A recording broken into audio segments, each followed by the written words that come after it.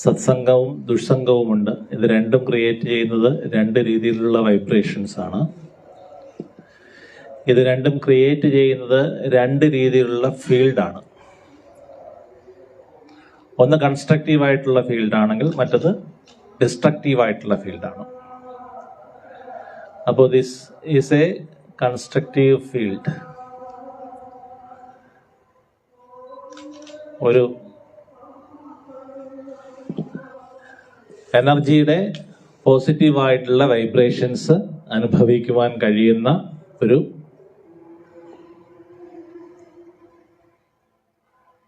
സംഘം അല്ലെങ്കിൽ ഒരു കൂട്ട് എന്ന് വേണമെങ്കിൽ നമുക്കിതിനെ വിളിക്കാം.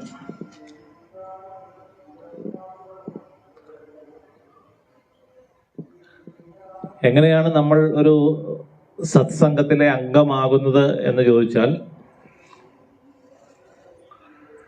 അതിൻ്റെ ഒരു മിനിമം ക്വാളിഫിക്കേഷൻ എന്ന് പറയുന്നത് നമ്മുടെ മൈൻഡ്, നമ്മുടെ ആറ്റിറ്റ്യൂഡ്, നമ്മുടെ പെർസെപ്ഷൻ, ഇതൊക്കെ തന്നെയാണ്. ഇപ്പോൾ നമ്മൾ പറയാറുണ്ട്, ഈ ഒരേ സമാനതകളുള്ള പക്ഷികൾ ഒരുമിച്ച് കൂടുകൂട്ടുന്നു എന്ന് പറയും. സമാനതകളുള്ള പക്ഷികൾ ഒരുമിച്ച് കൂടുകൂട്ടുന്നു എന്ന് പറഞ്ഞാൽ ഒരേ താല്പര്യങ്ങളുള്ളവർ അല്ലെങ്കിൽ ആത്മാവിന്റെ വാസനകൾ ഒന്നുപോലെയുള്ളവർ അവരൊരുമിക്കുന്നു എന്നുള്ളതർത്ഥം. അവരുടെ ചിന്തകൾ, അങ്ങനെയുള്ള ചിന്തകൾ അവർ പങ്കുവയ്ക്കുന്നു. ഇഷ്ടങ്ങൾക്ക് ഉള്ള സമാനതകളും വൈജാത്യങ്ങളുമാണ് സൗഹൃദങ്ങളെയും ശത്രുതയെല്ലാം സൃഷ്ടിക്കുന്നത്, അകൽച്ചയും അടുപ്പവും സൃഷ്ടിക്കുന്നത്. തികച്ചും വിരുദ്ധമായ ഇഷ്ടമുള്ളവർ അടുത്തിരുന്നെന്ന് പറഞ്ഞാൽ അവർ അടുത്തല്ല ഇരിക്കുന്നത്.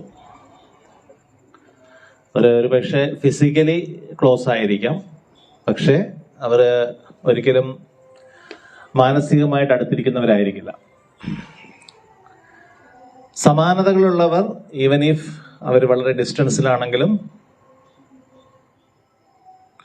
they are very closer through their awareness in their energy level.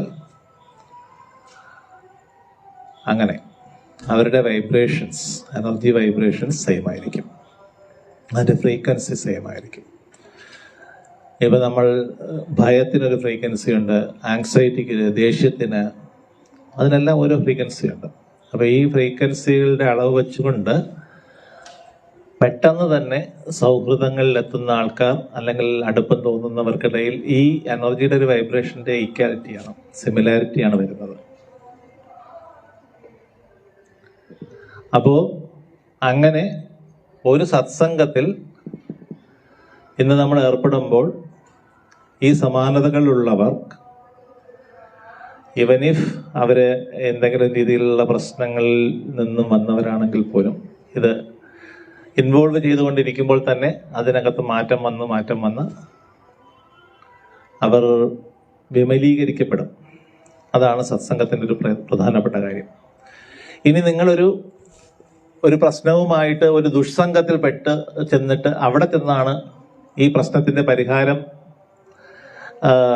അന്വേഷിക്കുന്നതെന്നുണ്ടെങ്കിൽ അവിടെ നിന്ന് നിങ്ങൾക്ക് കിട്ടുന്ന ആ പരിഹാര മാർഗം എന്ന് പറയുന്നത് തികച്ചും ഡിസ്ട്രക്റ്റീവായിരിക്കും, സംശയമൊന്നുമില്ല, നെഗറ്റീവായിരിക്കും. അപ്പോൾ അത് നിങ്ങൾ ഒരുപക്ഷെ നിങ്ങളെ കൂടുതൽ ഒരു ഡിസ്ട്രക്റ്റീവായിട്ടുള്ള ഒരു തലത്തിലേക്ക് നയിച്ചെന്നിരിക്കും. അതുകൊണ്ട് വളരെ കോംപ്ലിക്കേറ്റഡ് ആയിട്ടുള്ള, സങ്കീർണമായിട്ട് ഓരോ ദിവസവും മാറിക്കൊണ്ടിരിക്കുന്ന സമൂഹത്തിൽ, ദിവസവും എല്ലാ അർത്ഥത്തിലും പുതിയ പ്രശ്നങ്ങൾ ഡെവലപ്പ് ചെയ്തുകൊണ്ടിരിക്കുന്ന അന്തരീക്ഷത്തിൽ, പാതിശായ രോഗങ്ങളായാലും ശരി, മാനസികമായിട്ടുള്ള പ്രശ്നങ്ങളായാലും ശരി, ബന്ധങ്ങൾക്കിടയിലുള്ള കോംപ്ലിക്കേഷൻ ആയാലും ശരി, കൂടുതൽ സങ്കീർണമായിക്കൊണ്ടിരിക്കുന്ന സാഹചര്യത്തിൽ സത്സംഗം എന്ന് പറയുന്നത് വളരെ ഇമ്പോർട്ടൻ്റ് ആയിട്ടുള്ള ഒരു അനിവാര്യമായിട്ടുള്ള ഒരു ഘടകമായിട്ട് മാറിയിരിക്കുന്നു. അതുകൊണ്ട് തന്നെയാണ് ഞങ്ങൾ ഇതിന് സത്സംഗം എന്നുള്ളൊരു പേര്, മോർ ദാൻ ഇങ്ങനെ ഇപ്പം നമ്മൾ കൂടിയിരിക്കുന്ന സത്സംഗം എന്നതിലുപരി ഈ ഓർഗനൈസേഷൻസിൻ്റെ പേരിൽ തന്നെ സത്സംഗം ഉൾപ്പെടുത്തിയിരിക്കുന്നത് അതുകൊണ്ടാണ്. This concept has to be, അത് സ്പ്രെഡ് ചെയ്യണം, all over the world spread ചെയ്യേണ്ട ഒരു കൺസെപ്റ്റാണ് സത്സംഗം എന്ന് പറയുന്നത്. മേ ബി ഓരോ സ്ഥലങ്ങളിലും അറ്റ്ലീസ്റ്റ് നമ്മളിലിപ്പോൾ ഡിറ്റോക്സിഫിക്കേഷൻ എന്ന് നമ്മൾ പറയാറില്ലേ, അല്ലേ? ഡിറ്റോക്സിഫിക്കേഷൻ അല്ലെങ്കിൽ എന്താ പറയുക, നമ്മൾ ആയുർവേദത്തിൽ വിരേചനം എന്ന് പറയാറില്ലേ, അതുപോലെ ഒരു ഇടയ്ക്കിടയ്ക്ക് നമ്മളൊന്ന് ക്ലെൻസ് ചെയ്യേണ്ട ഒരവസ്ഥ. ഒരുപാട് രീതിയിലുള്ള ആൾക്കാരുമായിട്ടും ഒരുപാട്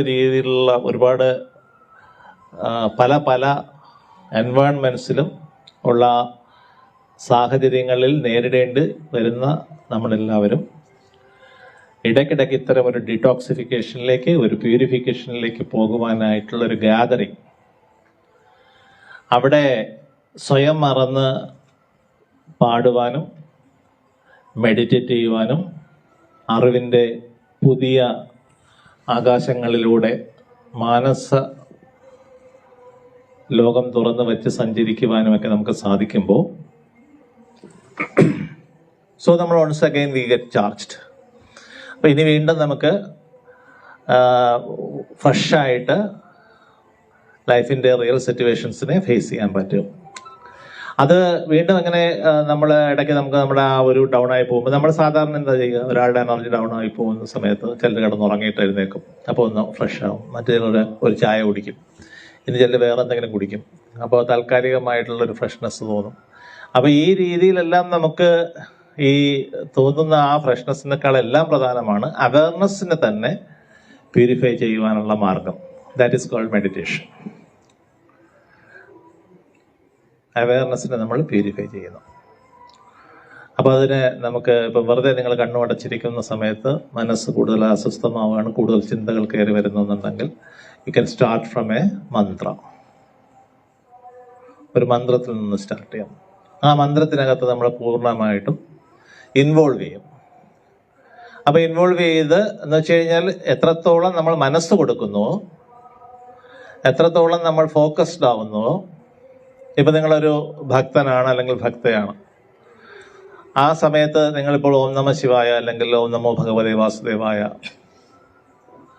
അല്ലെങ്കിൽ ഒരു ദേവി മന്ത്രം ഇതിലേതെങ്കിലും ഒന്ന് ജപിക്കുന്നു കരുതുക.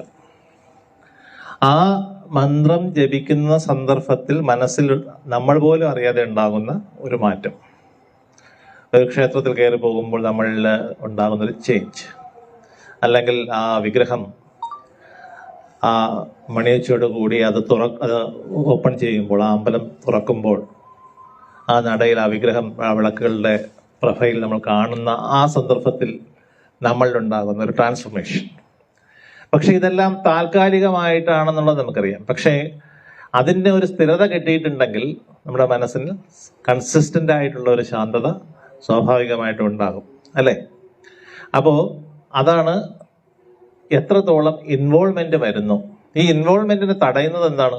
2-3 കാര്യങ്ങളാണ്. നമ്മളതിനെ രജസ് എന്ന് പൊതുവെ ഭാരതത്തിൽ വിളിക്കുന്നൊരു പവറുണ്ട്, രജസ്. അതെന്താണെന്ന് വെച്ച് കഴിഞ്ഞാൽ ഒരു തരത്തിലുള്ള ഒരു ഡിഫൻസ് ആണ്.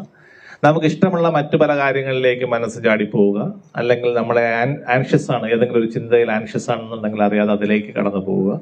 ഇതൊന്നും ഇല്ലെന്നുണ്ടെങ്കിൽ നമ്മൾ ലേസിയായി പോവുക. പുതിയ കാര്യങ്ങൾ ഉൾക്കൊള്ളുവാൻ ബ്രെയിൻ ഫ്രഷ് ആകാത്ത രീതിയിൽ നമ്മുടെ ബ്രെയിൻ ഒരു ആധ്യാത്മിക തടസ്സം നമ്മൾ പറയാറുണ്ട്, ഒരു മാനസികമായ ഒരു ബ്ലോക്ക് ഉണ്ടാക്കി വെക്കുക. ഒരു ഫ്രഷ് ആയിട്ടുള്ള ആശയത്തെ നമ്മൾ റിസീവ് ചെയ്യുന്ന സമയത്ത് നമ്മൾ പോലും അറിയാതെ നമ്മുടെ ഉള്ളിൽ നിന്നും ഈഗോയുടെ അല്ലെങ്കിൽ അഹംബോധത്തിന്റെ ഒരു ഇൻഫ്ലുവൻസിൽ നിന്നുകൊണ്ട് നമ്മുടെ തന്നെ പ്രീവിയസ് നോളജസ് നെഗറ്റീവായിട്ട് ഇന്റർപ്രറ്റ് ചെയ്ത് നമ്മളെ ശല്യം ചെയ്തുകൊണ്ടിരിക്കുക. ഇങ്ങനെ ഏറെ തടസ്സങ്ങൾ ഈ ഇതിനുണ്ടാവാം. പക്ഷെ അതിനെല്ലാം നമ്മൾ മറന്ന് നമ്മൾ ആ മന്ത്രത്തിൽ തന്നെ ഇൻവോൾവ് ചെയ്യുന്നു. ചില ആൾക്കാർ എന്ത് ചെയ്യും, പെട്ടെന്ന് കണ്ണടയ്ക്കും മന്ത്രം ജപിക്കുമ്പോൾ. എന്താ കണ്ണടയ്ക്കാൻ കാരണം? കണ്ണെന്ന് പറയുന്ന സെൻസ് ഒത്തിരി റിഫ്ലക്സസ് അല്ല, ഒത്തിരി സ്റ്റിമുലസ് നമ്മൾ വിളിക്കുന്ന ഒത്തിരി ഉത്തേജനങ്ങൾ നമ്മുടെ ഉള്ളിലേക്ക് അയക്കുന്ന ഒന്നാണ്. അപ്പോൾ അതിനെല്ലാം പിന്നെ ബ്രെയിൻ റിയാക്ട് ചെയ്യാൻ നിൽക്കും. കണ്ണടച്ച് കഴിയുമ്പോൾ അതങ്ങ് പോയി. പിന്നെ കാതിൽ നമ്മൾ തന്നെ ചൊല്ലുന്ന മന്ത്രമേ കേൾക്കുന്നുള്ളൂ. അങ്ങനെ വരുമ്പോൾ നമ്മൾ ശരിക്കും അതിനകത്ത് കൂടുതൽ ഇൻവോൾവ് ആകാൻ പറ്റും.